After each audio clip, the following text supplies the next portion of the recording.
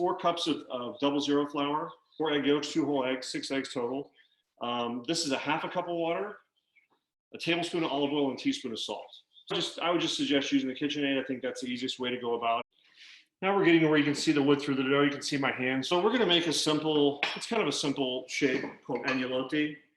Very simple. Frozen peas, a little bit of frozen broccoli, half a cup of each, half a cup of ricotta cheese that I strained for a little bit, about a tablespoon of Parmigiano Reggiano, Parmesan cheese, 1 egg. I really squeeze the water out of it to get it as dry as possible.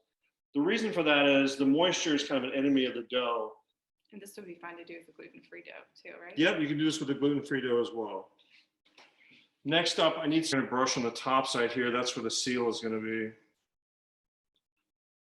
Try and fold it over evenly all at one time. So now we're going to pinch in between the fillings like this. And just the pressing motion actually seals it a little bit.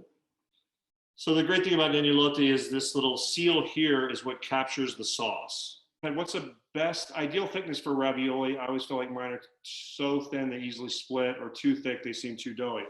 That's a good question. So I think some of it has to do with the dough recipe itself and how resilient that dough is and when it hits the water. I think this dough recipe works pretty well. I like to roll the ravioli out very, very thin.